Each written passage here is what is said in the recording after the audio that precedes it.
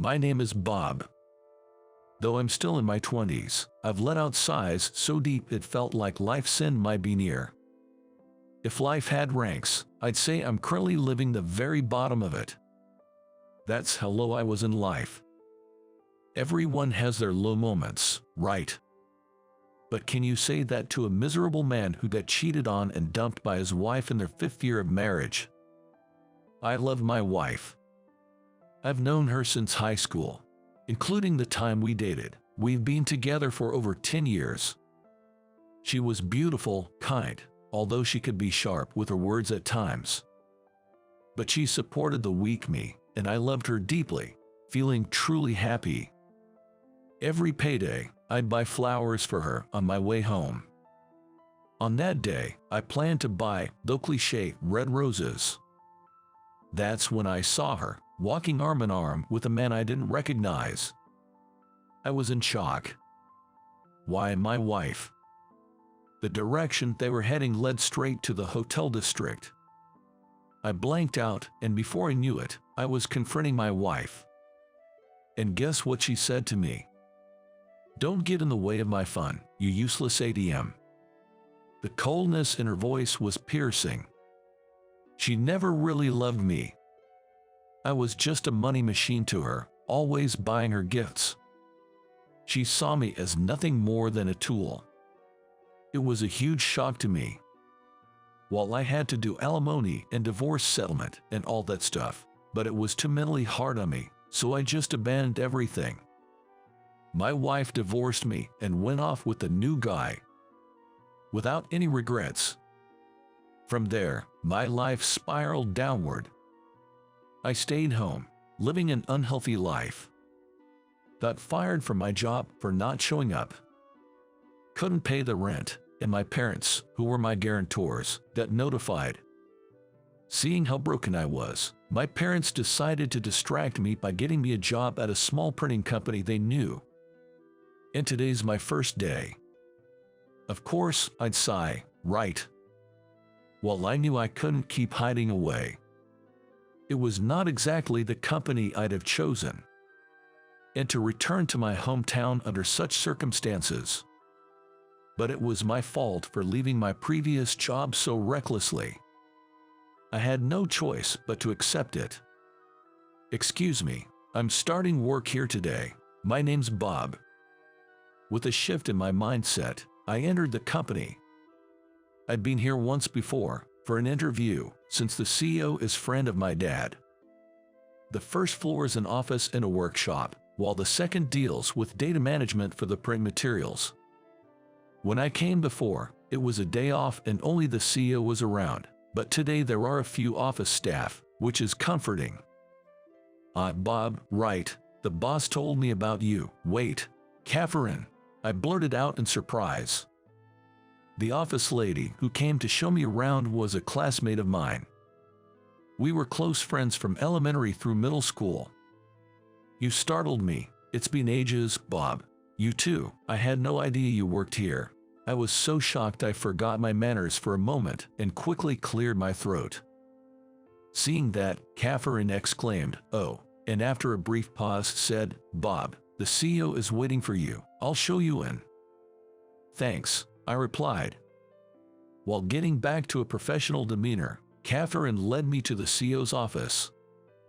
Inside, my heart was racing so fast I thought it might jump out of my mouth. After all, Catherine was my first love. As I mentioned earlier, Catherine and I are childhood friends. Rather than seeing each other as the opposite gender, we had been friends for the longest time. So, we spent a lot of time together, but I never confessed my feelings, not wanting to ruin our relationship. You know, being in middle school is such a sensitive time. It's hard to put things into words. I really wanted to confess my feelings on our graduation day, but I didn't have the courage, and in the end, I couldn't do it. Without any change, Catherine and I graduated from high school as friends, and eventually lost touch. In time, I married someone else but later got divorced. It's sad even thinking about it. Let's drop that topic. Anyway, I became single again and happened to meet my first love once more. It would be weird not to be thrilled, right?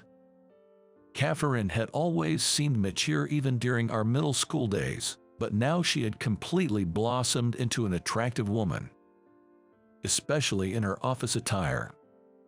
Trying to clear my mind, I slapped my cheeks with both hands and entered the CEO's office. After greeting him, I found out I was assigned to the sales department. Coincidentally, a salesperson had just left, and since my previous job was also in sales, that became the reason for my placement. The company is a rather small-scale printing business, with 2 in administration, 3 in sales, and 5 handling the actual printing. Catherine had shifted from sales to administrative assistant, but she also oversees sales operations. So, she's basically my boss. However, regardless of our positions, all employees get along well. They even organized a welcome party for me right away. Well, let's hope Bob does a great job for us. Cheers! They hosted the welcome party at a local bar, with a few from sales, administration, and some from the printing department joining in. Some couldn't join because of work or family matters, but I was just happy to have a party in my honor. Embarrassingly, I had become quite introverted and hadn't socialized in a long time, so this was a refreshing change. Oh, Catherine and Bob went to the same middle school. Yes, Bob has always been handy and has a knack for gardening. With alcohol loosening tongues, everyone was pretty chatty, especially Catherine, who seemed to be drinking at quite a pace. I only knew her up until middle school, but she might be quite the drinker. Hey Bob, are you still taking care of Spike? Spike? Yeah, it's the name of a cactus I've been growing for years. Catherine named it. I've always liked houseplants, frequently buying different kinds. It started with cactus, then succulents, banyan trees, and the collection just kept growing. It was surprising that Catherine remembered Spike. Maybe she had a special attachment, or maybe it was the alcohol talking. But it was fun for me, because it gave us a chance to talk about the old days. But then... Darn, she's completely drunk. Catherine had had too much to drink and passed out. And it was just after everyone had left. If she passed out before everyone left, a couple of guys could have helped me get her into a cab. Now, everyone was gone. What should I do? I can hail a cab, but I don't even know where Catherine lives now. Catherine seemed peacefully asleep, but I couldn't just leave her like that. I considered taking her to a hotel, but it's a bit far and I don't have enough money on me right now. My place is just a 5-minute walk from here. It's a good thing the CEO was kind enough to get a place near my house. I told myself this was an emergency situation and decided to carry Catherine home. Honestly, I felt trapped and I was exhausted, so I really wanted to get home. Of course, I laid Catherine down in the bed while I relaxed on the living room couch. I can't sleep when I've had alcohol, so I was just watching late-night TV. Where am I? It must have been about 3 hours later. Catherine woke up in the middle of the night. Well, of course, she'd wake up if she found herself in an unfamiliar place. I gave her a little wave. Morning, you passed out hard, so I brought you to my place. Oh, really? I'm sorry. Catherine still looked sleepy. After drinking that much, it made sense. I asked, want to sleep a bit more, but Catherine started to slowly walk over and, for some reason, sat down next to me on the couch and then leaned on my shoulder. This made me really nervous, but Catherine seemed very relaxed. It reminds me of old times. The old times. Remember I used to visit your place a lot. Oh, you came to see Spike, right? Back then, Catherine lived in an apartment and couldn't do much gardening. She really loved the cactus I was growing. Now, it's just a nostalgic memory. Well, that was half a lie. A lie. Yeah, I just wanted an excuse to visit your house. Hearing this made my heart skip a beat. Drunk and flushed, Catherine looked up at me. I liked you, Bob, but I was scared to tell you. I've regretted not confessing at graduation so many times. I never thought we'd meet again after you moved away. Then, Catherine sat up and turned to face me. When I realized you were next to me, I got so happy and drank too much. Sorry for causing trouble. Catherine. Haha, what am I even saying while drunk? Such things should be said sober. She looked down, seeming embarrassed. If asked whether this was something she should say while drunk, it'd be a hard call. But hearing about her feelings made me really happy. You know, for the record, I liked you too. Huh? But as teenagers, it's hard to be straightforward with feelings, right? I had regrets too, but now things are different. I averted my gaze. Both of us have grown up and changed. It's hard to like someone just because they were there for you like that old days. And we haven't seen each other for almost 10 years. Values change, and the dynamics of our conversations might be different now. And I still have the scars from being dumped by my ex-wife. It's hard for me to be open to a new relationship right now. I was actually dumped hard by my ex. To be honest, I'm finding it hard to trust women. But I want to trust you, Catherine. I don't doubt your feelings, and I don't deny them. I just need some time. We've been apart for so long, and we've both changed. When I can truly believe in my feelings for you, maybe then I can tell you the words I couldn't at graduation. That was the most I could say for now. I like Catherine, and I want to be by her side. But I'm sure the hole in my heart will get in the way of my feelings for Catherine.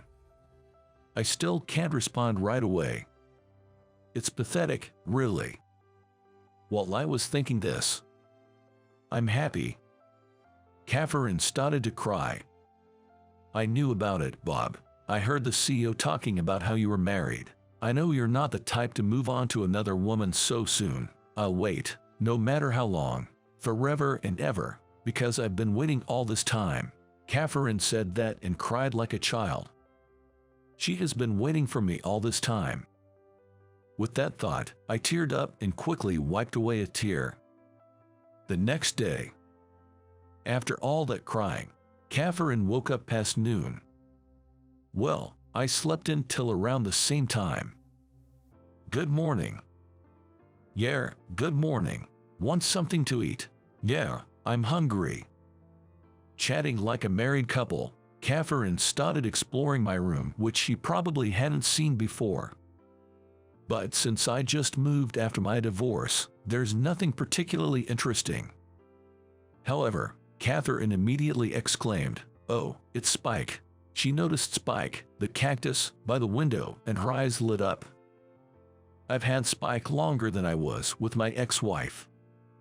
To me, Spike is like family, but Catherine looked at him and tilted her head, saying, "Was he this big?" Cactus grow slowly, but if you've been raising one for years, it does get bigger. Especially since Catherine hadn't seen Spike in over 10 years. It's no wonder she finds him bigger now. Want a touch? Really? Won't it hurt? It's fine, it won't hurt.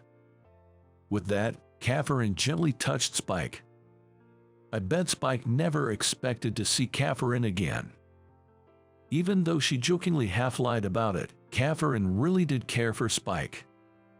As a result, Bob, I'm here again. Somehow, she started visiting my room twice a week to see Spike. Not just Spike, she's also curious about my other succulents and banyan trees. I was truly surprised. She's so different from the assertive woman at work. Because she barges in like that, I've lost my peace. Lately, Catherine's almost living with me. If this goes on for another 6 months, I'll have to make up my mind. Hey, Catherine. What? I want you to marry me. With that, Catherine smiled happily, but that's not how. What? I totally didn't see that rejection coming.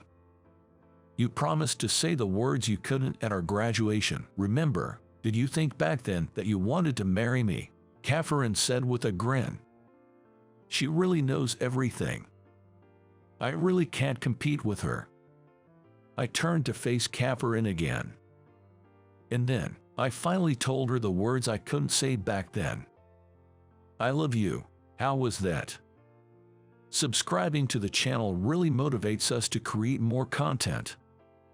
See you in the next video.